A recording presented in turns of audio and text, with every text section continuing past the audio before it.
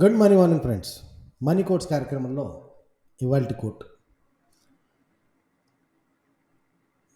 నా 25 సంవత్సరాల అనుభవంలో చాలామంది, కొన్ని వేల మంది నన్ను అప్రోచ్ అవ్వటం జరిగింది. చాలా వేల మందితో నేను మాట్లాడటం జరిగింది. వీటన్నిటిలో నేను చూసింది ఏంటంటే, నా గమనికలోకి వచ్చింది ఏంటంటే, ప్రతి వాళ్ళు మోస్ట్ ఆఫ్ ది పర్సన్ అంటే 99% ఆఫ్ ది జనాలు మా యొక్క సంపాదన, మాకు సంపాదన కావాలి, మాకు సంపాదన కావాలి, మాకు సంపాదన కావాలి, మా సంపాదన పెరగాలి, మా సంపాదన పెరగాలి, మా సంపాదన పెరగాలి. అంటే సింగిల్ పాయింట్ ఫార్ములా ఎజెండా ఎవరు మాట్లాడినా కానీ సంపాదన పెరగడం గురించి మాత్రం అడుగుతారు. సంపాదన ఎలా పెంచుకోవాలి చెప్పండి, నేను ఎలా పెంచుకుంటే నా సంపాదన పెరుగుతుంది, నేను ఏం చేస్తే నా సంపాదన పెరుగుతుంది అనే దాన్ని అడుగుతుంటారు. అయితే ఇప్పుడు ఈ సంపాదన పెరగటం అనే విషయాన్ని, సంపాదన పెంచుకోవడం అనే విషయాన్ని ఎందుకు మీరు సంపాదన పెంచుకోవాలనుకుంటున్నారు, ఎందుచేత మీరు ఈ సంపాదన పెరిగితే బాగుండు అనుకుంటున్నారు, ఎందుచేత మీరు సంపాదన పెంచుకుంటే బాగుంటుంది అనుకుంటున్నారు అన్న ప్రశ్నకి వీళ్ళందరూ ఏకగ్రీవంగా చెప్పే సమాధానం ఏంటంటే, నేను ఐశ్వర్యవంతుడు కావాలనుకుంటున్నాను, నేను రిచ్ పర్సన్ కావాలనుకుంటున్నాను, ప్రాస్పరస్ పర్సన్ కావాలనుకుంటున్నాను అని.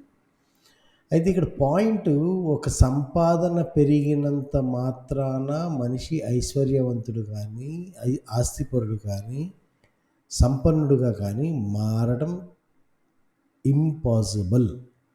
అది కంప్లీట్గా అసాధ్యం.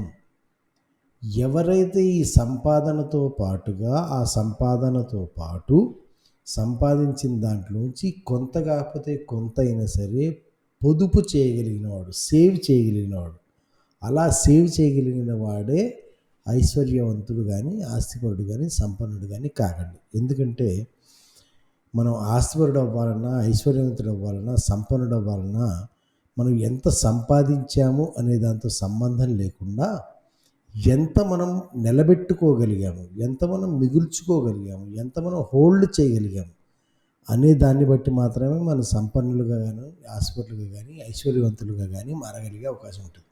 ఎందుకంటే at the end of the day మీరు ఒక 20-30 సంవత్సరాలు మీ సంపాదన మొత్తం లెక్క పెడితే 20-30 కోట్లు అయింది అనుకుందాం ఫర్ ఎగ్జాంపుల్. 20-30 కోట్లు అయిన తర్వాత 20-30 కోట్లు నేను నా జీవితకాలంలో సంపాదించాను చూసావా అని చెప్పి మీరు కాలర్ ఎగరేసే అవకాశం ఉండదండి. ఇప్పుడు ఆ 20-30 కోట్లలో నీ దగ్గర ఎంత మిగిలింది, ఎంత నువ్వు హోల్డ్ చేయగలిగావు, ఎంత నువ్వు పొదుపు చేయగలిగావు, ఎంత నువ్వు మిగుల్చుకోగలిగావు, ఎంత నువ్వు కాపాడుకోగలిగావు అనేది మాత్రమే ప్రామాణికం అవుతుంది.